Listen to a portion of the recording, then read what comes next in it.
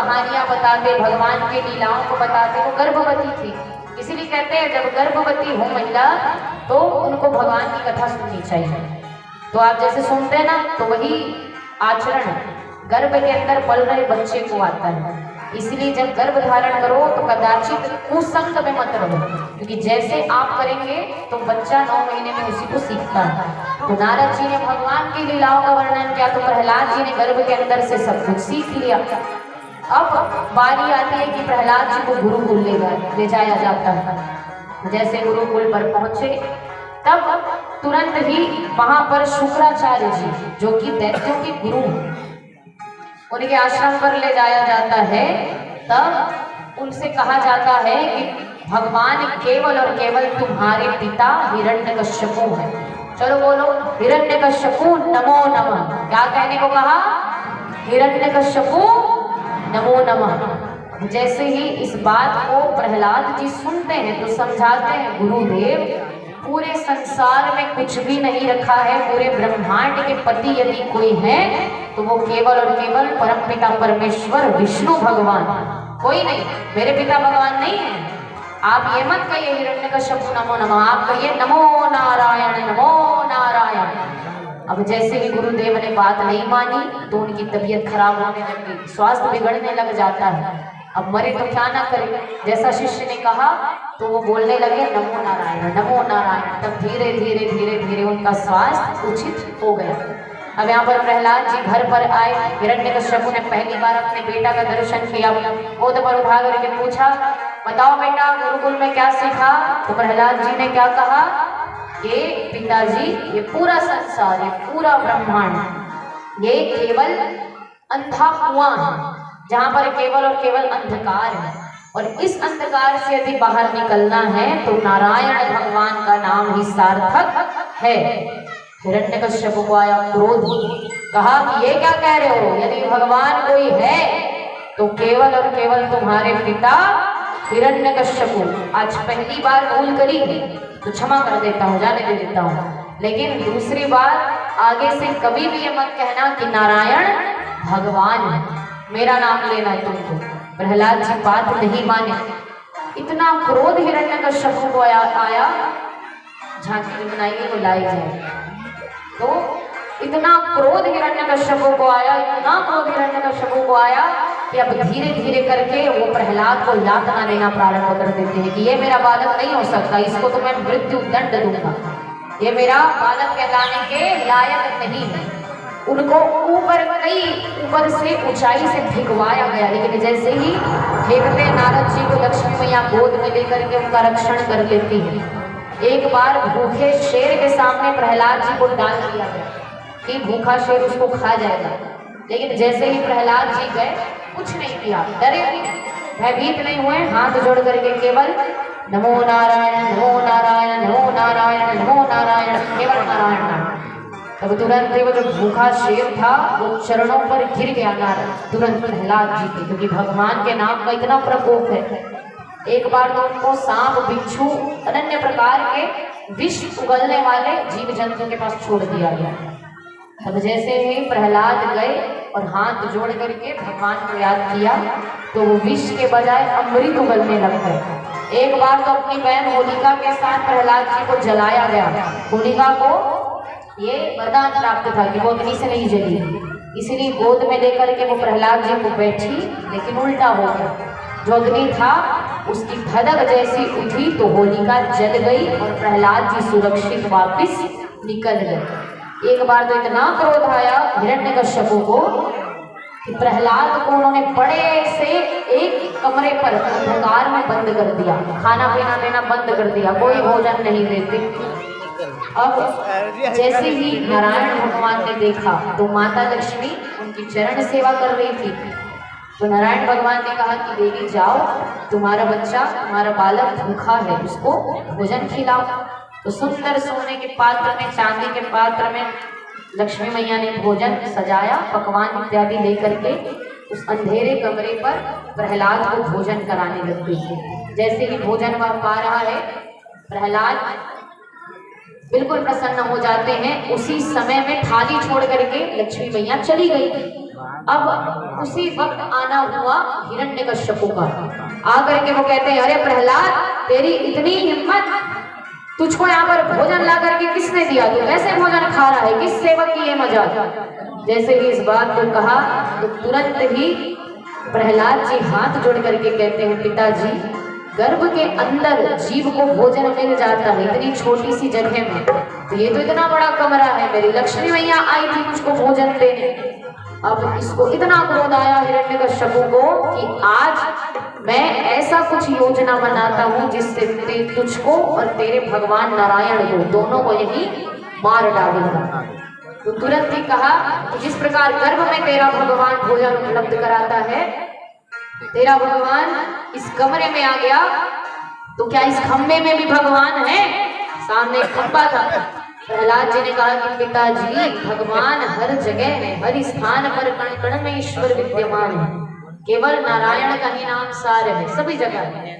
तो उन्होंने कहा, वासौ सर्वत्र कस्मात् स्तंभे न दृश्यते, यदि इस खंबे में भी तेरा नारायण है तो तेरे नारायण को बोल कि वो बाहर निकले। जैसे ही इस बात को कहा, सामने आ जाता हिरण्यकश्यप और तुरंत ही प्रहलाद जी ने आराधना करनी प्रारंभ कर दी, हे भगवान आप आइए और मेरे पिताजी को दर्शन दीजिए। जैसे ही भगवान का प्रार्थना आज प्रहलाद जी ने किया, भगवान ने नरसिंह अवतार लिया। खंबा जो कि बहुत दृढ़ था, प्रहलाद भगवान का प्रार्थना कर रहे हैं, हाथ जोड़ करके केवल भगवान नाम का स्मरण प्रहलाद जी। तुरंत ही भगवान के नाम का स्मरण कर रहे हैं। हिरण्यकश्यप सामने आया, सामने आ करके जैसे गदे का प्रहार किया, जो कहा है कि गदे को जैसे घुमाया स्तंभ के ऊपर, उस खंबे के ऊपर, तुरंत नरसिंह ने करी और खंबा फाड़ देवे। नरसिंह भगवान अवतरित हो गए। अरे नरसिंह भगवान की नरसिंह भगवान साक्षात प्रकट हुए। नारायण ने नरसिंह का अवतार लिया। दोनों के बीच युद्ध छिड़ गया। यहाँ पर दोनों लड़ने लग जाते हैं। गदा का प्रहार हिरण्यकश्यप ने किया और नरसिंह भगवान दोनों लड़ रहे हैं। ऐसा झगड़ा, ऐसा युद्ध, महायुद्ध प्रारंभ हुआ। दोनों के दोनों आज भिड़ गए, एक तरफ धर्म और एक तरफ अधर्म। जैसे ही नरसिंह भगवान सामने आए, युद्ध प्रारंभ हुआ। तुरंत ही गदा का प्रहार करना प्रारंभ किया हिरण्यकश्यप ने, लेकिन नरसिंह भगवान ने गदे के प्रहार को रोक करके इसको अपनी गोदी पर बिछा दिया। अब यहाँ पर भयभीत होता हिरण्यकश्यप गोदी में बैठने लगा। जैसे ही गोदी पर बिछाया गया नरसिंह भगवान के द्वारा हिरण्यकश्यप कहता है, अरे तुम मेरा कुछ नहीं बिगाड़ सकते, मुझको वरदान प्राप्त है, मुझको ना कोई व्यक्ति मार सकता, ना कोई इंसान या ना कोई जानवर। नरसिंह भगवान ने कहा, चिंता मत करो, उसके लिए हमने नया अवतार लिया है। देखो हमको, हम ना मनुष्य है और हम ना जानवर है। सर हमारा शेर का है, सिंह का, और मनुष्यकार हमारा शरीर है। तब हंसा वह दुष्ट, हंसता हुआ हिरण्यकश्यप कहता है कि सुनो, मुझको वरदान है कि मैं ना दिन में मरूंगा और ना रात में। नरसिंह भगवान ने कहा, अरे मूर्ख, देख अभी ना दिन है ना रात, अभी सायंकाल की बेला है, मैं इसी वक्त तुझको मार डालूंगा। हिरण्यकश्यप ने हंसते हुए कहा, अरे सुनो, मैं कभी भी ना मुझको अस्त्र से मारा जा सकता, ना ही किसी शस्त्र से। भगवान नरसिंह ने कहा, अरे मूर्ख, मैं तुझको अपने नाखूनों से तेरी छाती को विदीर्ण कर डालूंगा, अपने नाखूनों से तेरी छाती को फाड़ूंगा। और जैसे ही नरसिंह भगवान ने कहना प्रारंभ किया, तुरंत हिरण्यकश्यप हंसता हुआ कहता है कि मैं 12 महीने में कभी भी नहीं मर सकता। भगवान ने हंसते हुए कहा, मूर्ख, मैंने उसके लिए 13वां महीना बनाया है, इसको हम कहते हैं अधिक मास, पुरुषोत्तम मास। उस समय भगवान ने हिरण्यकश्यप का वध किया। फिर से हिरण्यकश्यप ने हंसते हुए कहा कि सुन, मुझको वरदान प्राप्त है कि मैं ना आकाश में मरूंगा और ना पाताल में। भगवान ने कहा, मूर्ख, मैं तुझको अपनी गोदी में लेटा करके मारूंगा। अब ये भयभीत होने लग गया। जैसे ही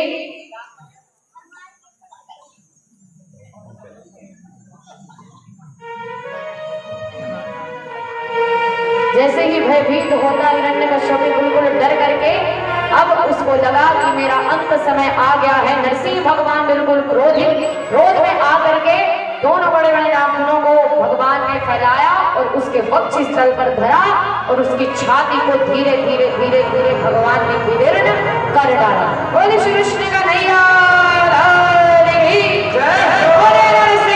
भगवान की गर्जना होती है भयंकर नरसिंह भगवान के मुख से।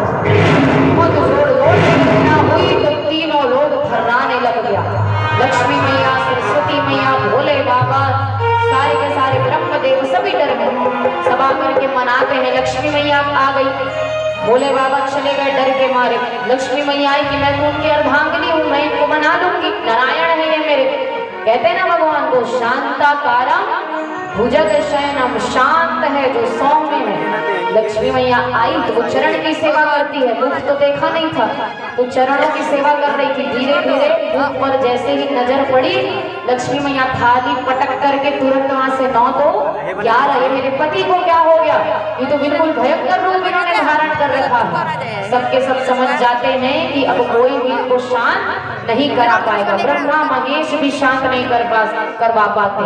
जैसे ही देखा तब उन्होंने विचार किया कि एक प्रहलाद ही है जो उनको वापिस से अपने स्वरूप पर शांताकार बना सके। प्रहलाद जी आए, आकर के चरणों पर बैठ जाते हैं। नरसिंह भगवान प्रसन्न होकर के गोद पर बिठा लिए उनको। गोद पर बिठाने के बाद भगवान शांत हो जाते हैं, सौम्य रूप धारण करते हैं। प्रहलाद जी ने स्तुति गाई। स्तुति गाते हुए कहते हैं यदि राशीष में गावा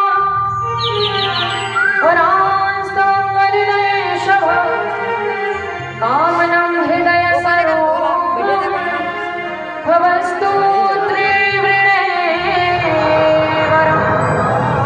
प्रहलाद जी ने कहा कि भगवान आप शांत हो जाइए। नरसिंह भगवान ने कहा कि जब जब मेरे भक्त पर कोई भी आंच आएगी तब मैं अवतार ग्रहण करके पापियों का, अधर्मियों का नाश करूंगा। तुम्हारे लिए मैंने नरसिंह का अवतार धरा, अब तुमको किसी भी प्रकार का कोई भी कष्ट नहीं होगा। तुम्हारा नाम संकीर्तन जो तुमने किया है मेरे नाम का वो इतना प्रबल था, इतना प्रभावी था कि दुनिया में इतने सारे तुमको आज तुम्हारे जन्म के बाद यातनाएं दी गई, लेकिन किसी भी यातना से, किसी भी तकलीफ से तुमने मेरे नाम का जप करना नहीं छोड़ा। मैं बहुत प्रसन्न हूँ, कहो क्या मांगना चाहते हो। तब प्रहलाद जी ने कहा भगवान कामना के अंतर्गत रख करके मुझको लोभी मत बनाइए। मैं केवल यही चाहता हूँ कि आपका भजन कीर्तन नाम जब जिस प्रकार मैं भी कर रहा था उसी प्रकार जीवन भर करते रहो। आप मिल जाओ तो लोभी बन करके आपको चाहूं और आप नहीं मिलो तो कामी बन करके मैं आपकी कामना करूं। केवल आपके चरणों की पराभक्ति मुझको दे दीजिए। भगवान ने उनके सर पर हाथ रखा, वो शांत हो जाते हैं और आशीर्वाद देने के बाद भगवान बिल्कुल प्रसन्नचित और प्रहलाद जी भक्ति से सराबोर होकर के यूं ही भगवान का नाम गाने लग गए। श्रीमन्नारायण नारायण